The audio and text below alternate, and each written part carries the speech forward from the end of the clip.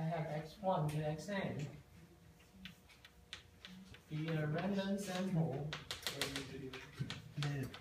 drawn from a geometric distribution with success probability p. And I ask you to find the maximum likelihood estimator for p. Can you actually calculate the greater than 0, please? And then I calculate all those other things. I write detailed solutions. I will post them later. Yeah. I mean, just plot things in.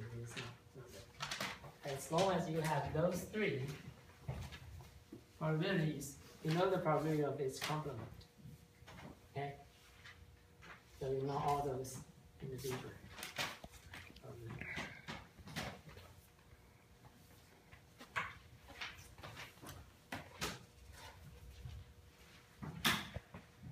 Okay, so I want to find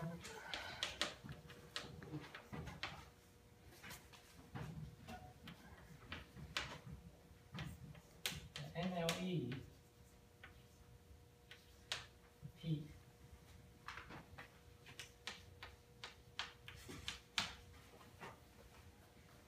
Okay, so when you want to find MLE, you first write the likelihood function. So what will be the likelihood function for the metric distribution?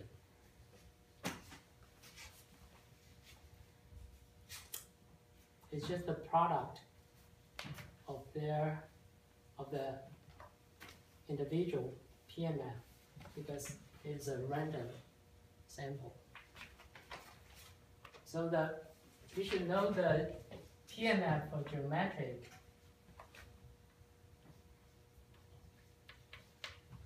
is Px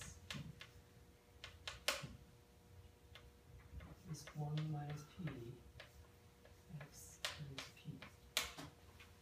Because X is defined as the number of failure before the first success. Okay, so this likelihood function is just 1 minus P.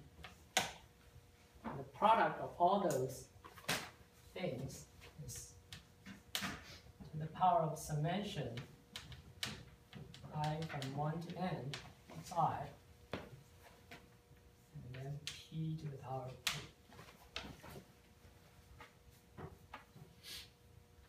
Because you're multiplying n things. And what is the log likelihood function?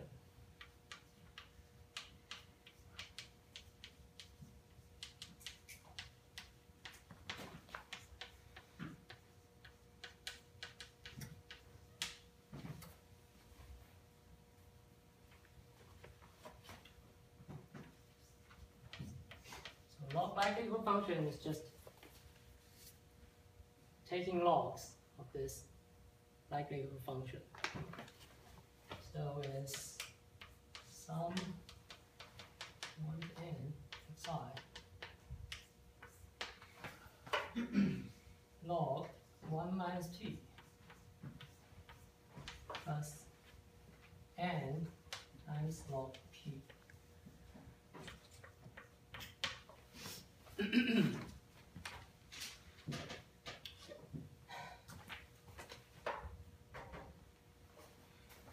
Okay.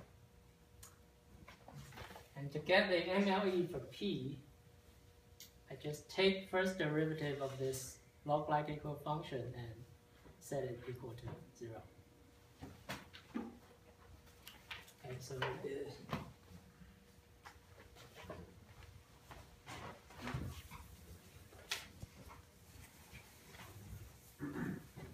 Wait, what do you find with that? You set the derivative equal to 0, you find what? The maximum likelihood estimate for P.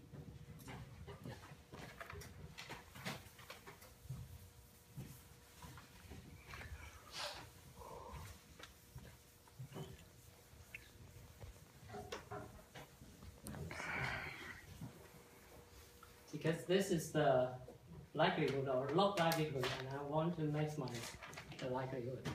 So finding a p that maximizes this thing.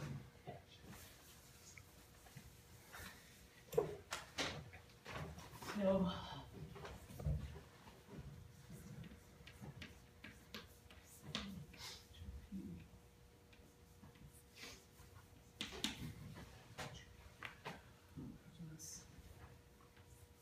one minus p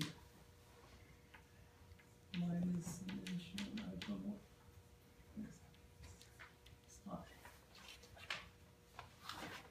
plus n over p. Set it equal to 0. And this implies move this to the right hand side.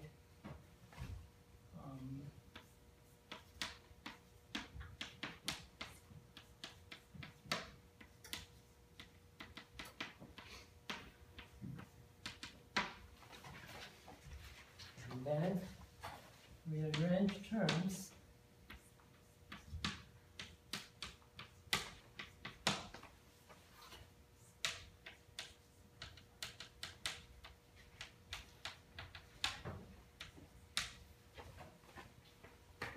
And this gives you 1 over p minus 1 is x bar.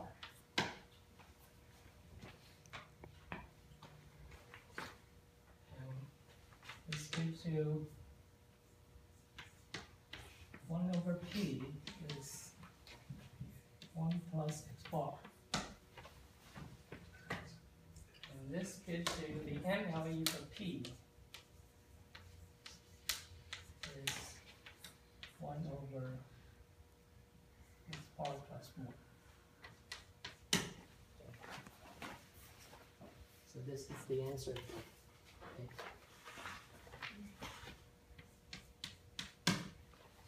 For B, we need to find the MLE for mean and variance of X.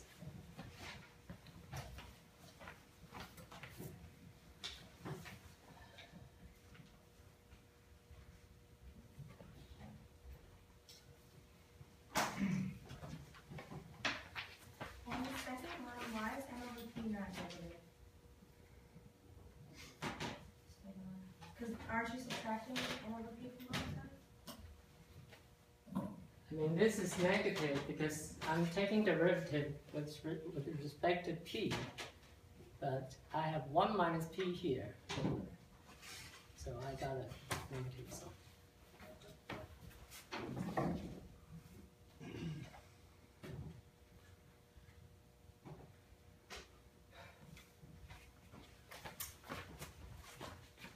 So I want the MLE for mean and variance.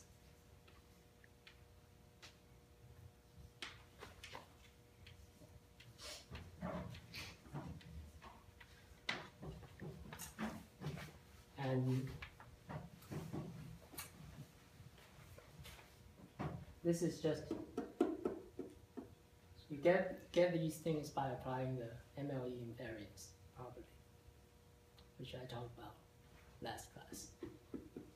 Okay. So to restate it,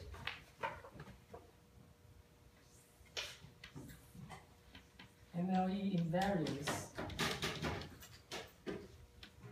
is an extremely useful property. So suppose theta hat is the MLE for theta,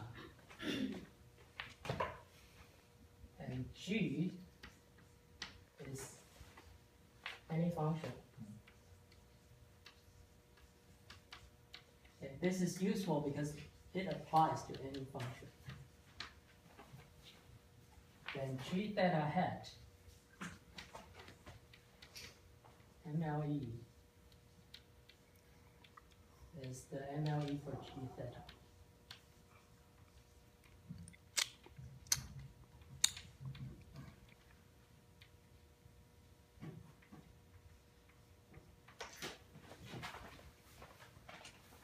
why we need to study MLE? Because with some regularity conditions, MLE is always a consistent estimator for parameters. Okay. I mean, those stuff are contained in chapter 6. So with this MLE invariance property, I know the mean of a geometric distribution is what? It's P, it's 1 minus P over P, okay? So, by the way, there's a typo in page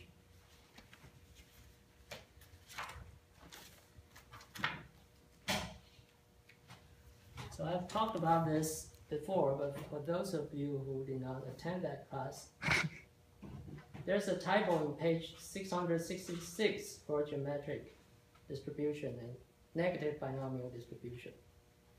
Okay? The mean for geometric is 1 minus P over P.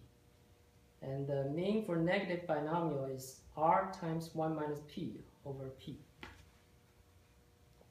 Okay? Repeat that second one, please. Let me write it down. So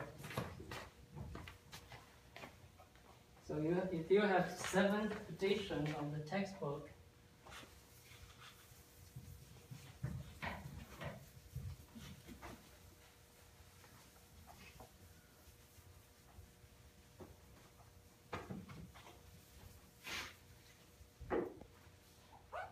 turn to page 666, which lists commonly used special distributions. So if x follows geometric P, then its mean is 1 minus P over P instead of PQ. This is wrong. And if x is negative binomial RP, the mean is R times 1 minus P over P instead of RPQ.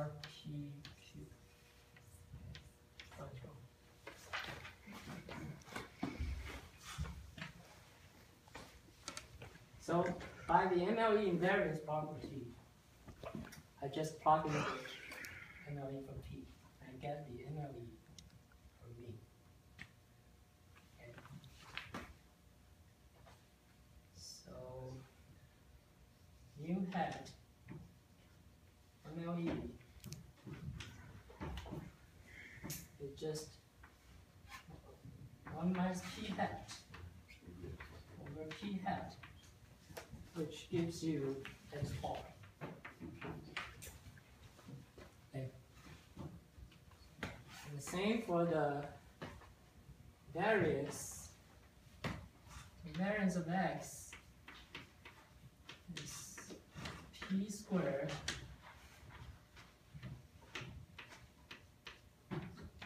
(1 minus P) divided by P squared.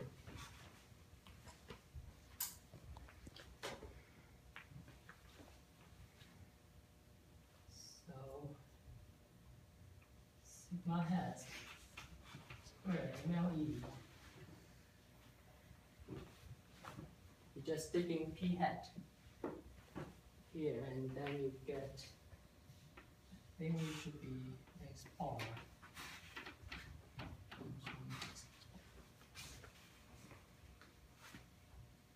Okay.